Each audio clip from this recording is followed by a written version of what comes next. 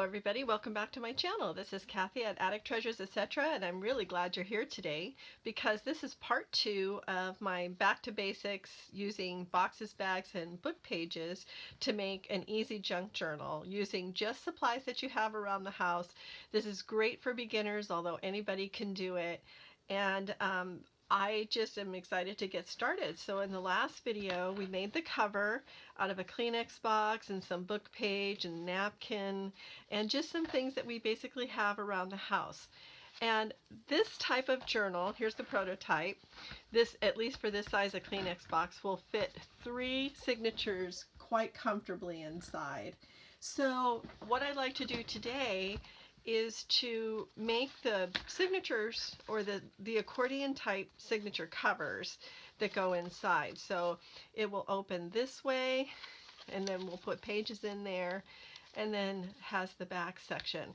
So to do this, you just need a regular grocery bag, nothing special, just but like the heavier grocery bags that you would get at the grocery store. Oh, before I get started too, I wanted to put the instructions out here. So if you wanted to, you could stop the video or pause it and take a screenshot and print out the instructions so that you could follow along. So there's the instructions. And what you want to do is just take your grocery bag and lay it out flat and then cut 3 pieces that are 8 3/4 inches tall by 12 3/4 inches wide. And we're going to fold this roughly into thirds. And depending on the size of your Kleenex box, the first fold should be approximately 4 1/4-ish long. And then fold it that way. And then the third fold, which will form the front of the signature cover, you need to have a little bit of a gap right here so that this edge doesn't meet all the way up with this fold, but just is a little to the right of it. And the reason for that is this is the edge or the fold where we will be physically binding the signature covers or the signatures in and into the journal. So you don't want this edge to interfere with that while you're doing that. And it also makes it easier to open and close. Okay, then the other thing that I just have some book pages, and I'm using dictionary pages, music pages, book pages with interesting font on it, but you can use anything. It doesn't have to be book pages, although those are probably the easiest to find. And you can use things like wrapping paper. If you are working with your children, maybe some pages from their coloring books that they've already colored. Just basically what you're doing is you're creating a background on this section or on each section of the paper bag so that you can do some collaging on it and add some embellishments. Okay, so I've already made one, and actually this is the 3rd time I've tried to make this video due to technical difficulties, but I also took some leftover napkin and decoupaged it onto some of this dictionary page. And as you can see, I've done both sides. So that's what we're going to do today. And we're just basically using some Mod Podge that I have here in this little Rubbermaid container, and you can get Mod Podge in this size at the dollar store. This is gloss. I have matte, so they dry clear. This one dries with kind of a flat matte finish. This one dries with a gloss finish. And I just have the bigger jar because I found that I was using it quite a bit, and I used a discount coupon that I got at Michael's. And we're just going to start by decoupaging on the book pages. So just let your creativity flow when you're doing this. This is not rocket science. This is something that is really, really easy. Okay, so we're just going to work on one side at a time. Now I have my pages kind of torn or cut, or you can tear them with a ruler or whatever. I like the torn edges, and I have them sized to fit each individual section separately, but you don't necessarily have to do it separately, although on this one I did too. You can cut or trim your papers so that they span one whole folded section. So it's just totally up to you however you want to do that. But today I'm going to do basically one section at a time. So I get my foam brushes at the dollar store as well. So when I say dollar store, I mean Dollar Tree. They have a nice, well, they're all created differently. I mean, it just depends on their buyer, but Dollar Trees have what they call a crafter square, and you can generally find some really nice crafting supplies in the crafting square.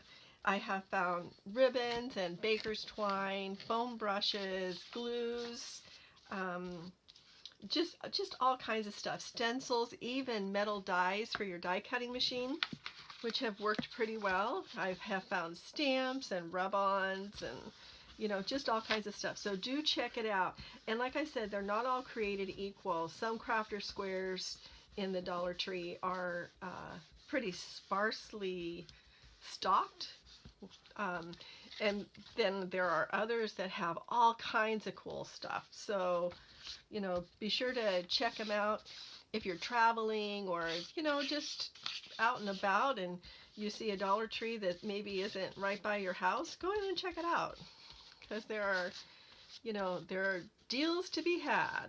Also check out the floral section, because I have found ribbons and bling in the florist section that I haven't found anywhere else. So it's just kind of fun to go in there.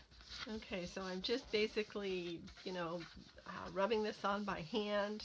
I'm going all the way to the edges, even though my paper, my book pages don't go all the way to the edges, and that is because the Mod Podge will give a nice texture. And also it kind of helps to strengthen the pages as well. They don't all have to be a perfect fit. You know, like I said, you're just creating a background. Okay, so I'm going to dry this and turn it over and do the other side. I'm just using this heated craft tool. You don't have to physically dry it. I'm just doing it to speed up the process for the video. This heated tool is by Ranger, and I really like it. Okay, there's a little tear right here that I'll deal with later. But for now, I'm just going to go ahead and put the rest of the book pages on.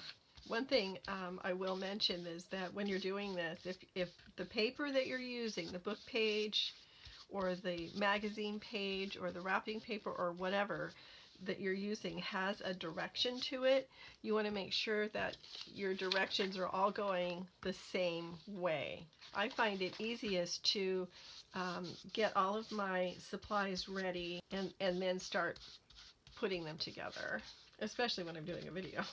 I do all my thinking about it off camera. Now all of these book pages that I'm using, I have found the books at thrift stores. They're all very readily available, old dictionaries, but you don't have to, I mean, if you have books around the house that are old, you're not reading them anymore, paperbacks, hardbacks, it doesn't even matter.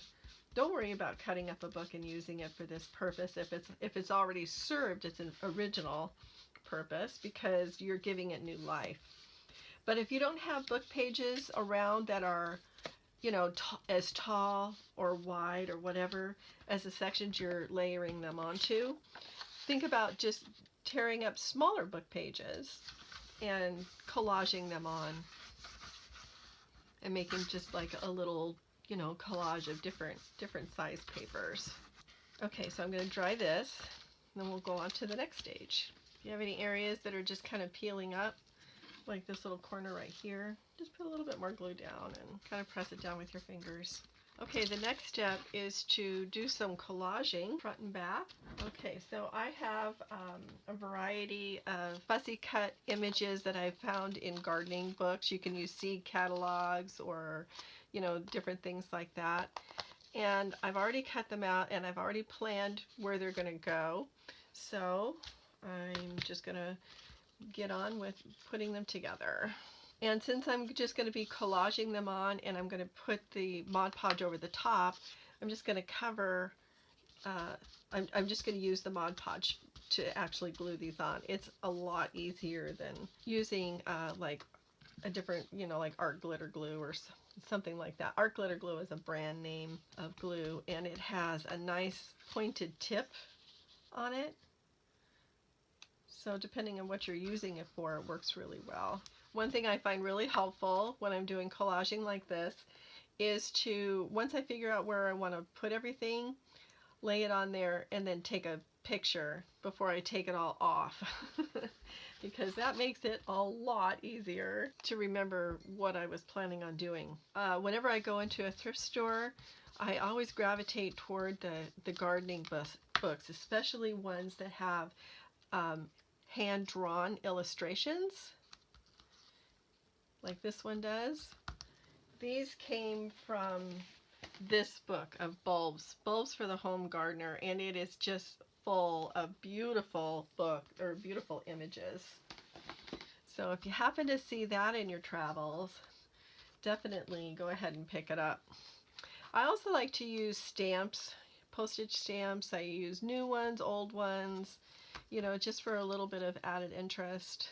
That happens to be an old one, but I also save postage from things that I get in the mail.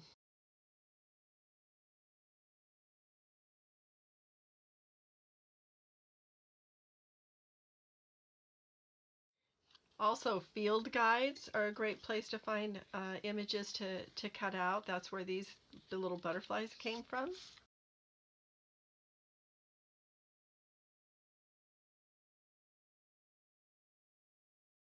Magazines that you find in thrift stores, sometimes even in medical offices. You know, if they have a regular supply of magazines, they might have some that are out of date or whatever. They're old. A lot of times they'll let you take those home.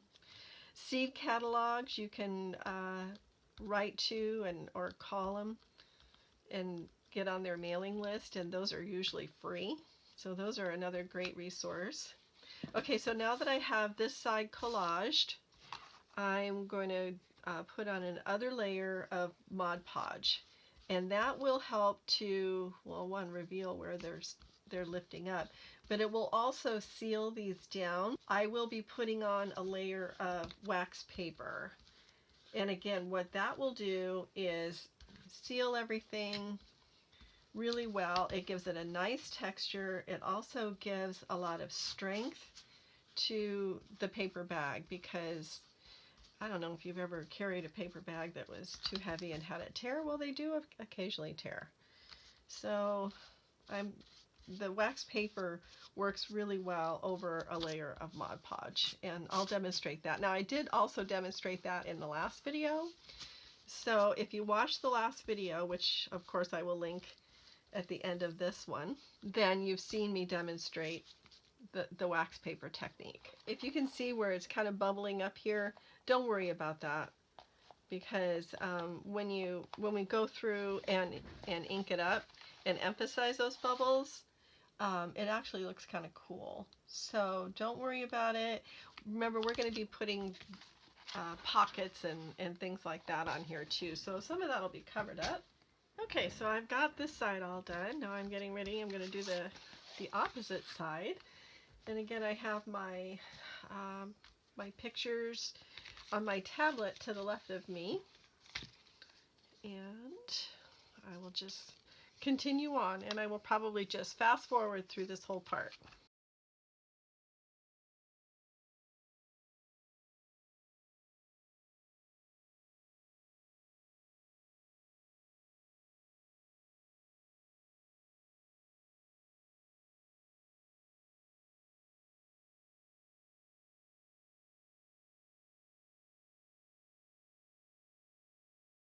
Okay, so now that I've got all of my collage pieces laid down, I'm going to cover both sides with another layer of Mod Podge and dry it. Okay, so now I'm ready to apply the wax paper on here, and I'm using a dry iron set at the cotton setting, and then you cover it with wax paper. And this isn't any special kind of wax paper, it's just from Winco. Then you cover that with a towel. And when the iron is hot, you just iron it on 8 to 10 seconds worth. Don't go any longer than that at first, just because if you end up ironing your wax paper too long, it will leave the actual paper behind and not just the wax on it. So I just keep testing it, and this isn't ready at all. What you're looking for is a little bit of resistance when you pull it off. See right here, there's a little bit of resistance, and that is what you want.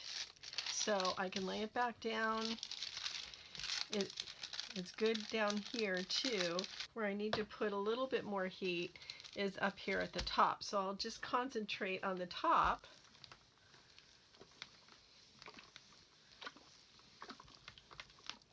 And then check it again. And you want to check it fairly often. So there we go. We're getting a little bit of resistance.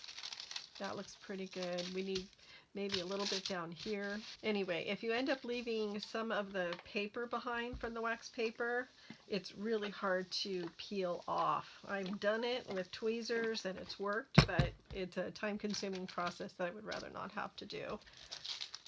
Okay, that's good. That's working really well. Anywhere else? Okay, so I need some on this side.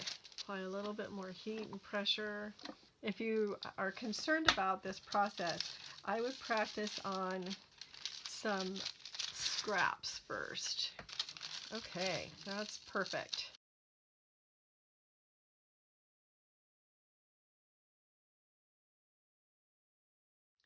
Okay, so what the wax paper does is that it gives the paper, well, it gives everything a nice texture.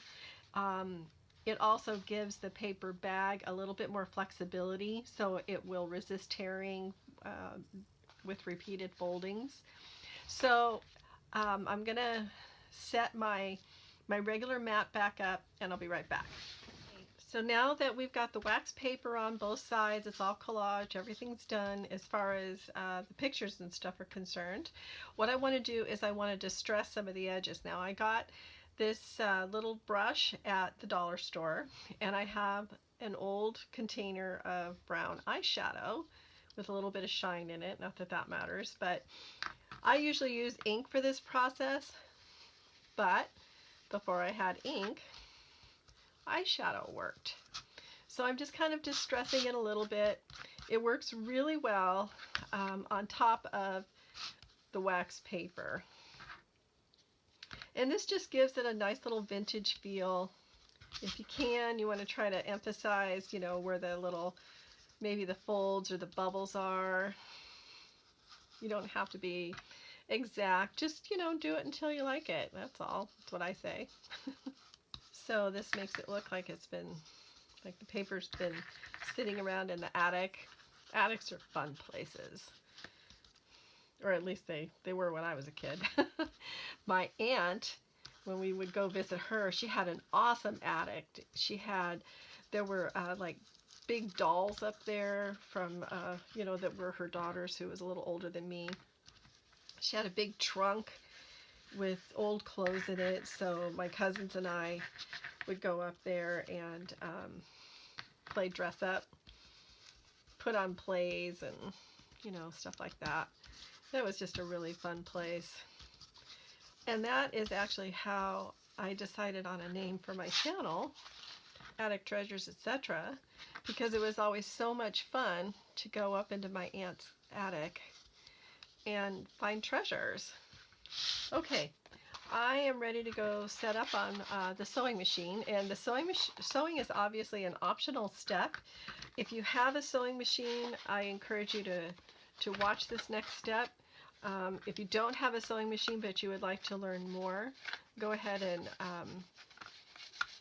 you know, go ahead and watch the next step as well. Don't worry about sewing on things that have, like this, that have been glued, things like that, because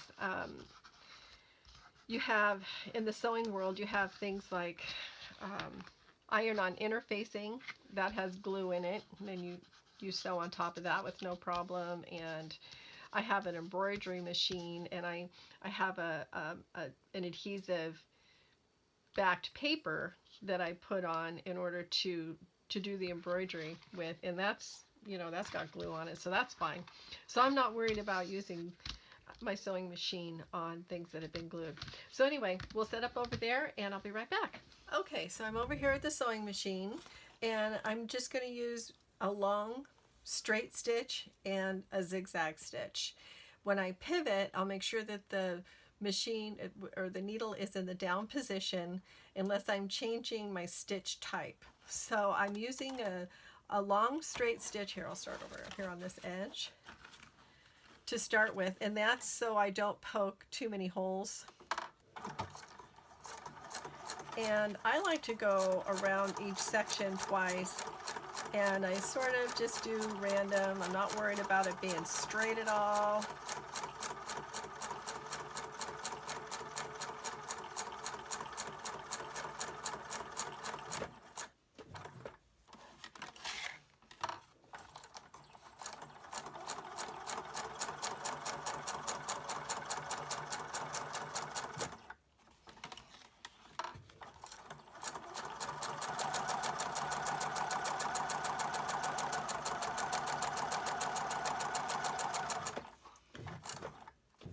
So I'll do a zigzag stitch now, and I reduce my stitch length but increase my stitch width. So now the zigzag will be more this way and closer together than if I had just left it at its original setting. Go back to seam, longer stitch, pivot,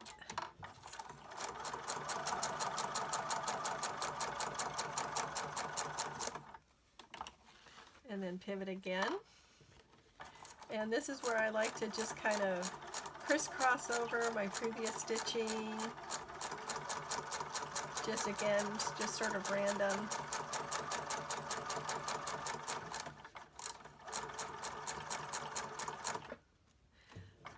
Now a little tip that if you get a little too close to the edge and before you want to pivot, what you can do, if you think that your stitch is going to take you, your next stitch is going to take you off of the paper, you can reduce your stitch length a couple of notches. And then that will, see, like right here I'm really close. I can also backspace or backstitch. There we go.